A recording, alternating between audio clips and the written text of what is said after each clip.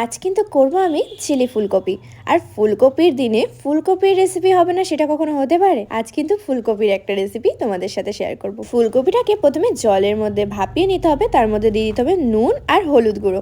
এবার কিছুক্ষণের জন্য তোমরা ভাপিয়ে নেবে, তারপর কিন্তু তোমরা এদিকে ব্যাটারটাও রেডি করে নেবে। প্রথমে একটা বাটির মধ্যে বেকিং পাউডার, বেসন, বেকিং সোডা, লঙ্কার গুঁড়ো, জিরের গুঁড়ো, অল্প করে চাট মশলা, পেঁয়াজ কুচি, আদা রসুন বাটা সবকিছু দিয়ে কিন্তু অল্প করে জল দিয়ে ভালো করে ব্যাটারটাকে তৈরি করে নিতে হবে। হ্যাঁ, স্বাদ মতো নুনও তোমরা এর মধ্যে দেবে। দেখো এদিকে ব্যাটারটা তো রেডি করে নিয়েছি, আর এদিকে সেদ্ধ করা ফুলকপিগুলোকে এবার কিন্তু ভালো করে এর মধ্যে মাখিয়ে নেবো। এবার কড়াইতে তেল দিয়ে কিন্তু একে একে ফুলকপিগুলোকে হালকা করে ভেজে নিতে হবে। এবার আরেকটা কড়াইয়ের মধ্যে অল্প করে তেল দিয়ে তার মধ্যে রসুন কুচি দিয়ে অল্প করে লঙ্কা কেটে দিয়ে হালকা করে ভেজে নিয়ে এর মধ্যে দিয়ে দিতে হবে সোয়া সস, টমেটো সস। এবার কিন্তু হালকা করে নেড়ে চেড়ে এর মধ্যে জল দিয়ে দিতে হবে। যখন দেখবে ভালো মতো লাল লাল হয়ে গেছে তখন কিন্তু ফুলকপিগুলোকে এর মধ্যে দিয়ে দিলেই কিন্তু রেডি হয়ে যাবে চিলি ফুলকপি। সত্যি বলতে এটা কিন্তু স্ন্যাক্সে ভীষণ ভালো লাগে, তোমরা কিন্তু অবশ্যই একবার খেও।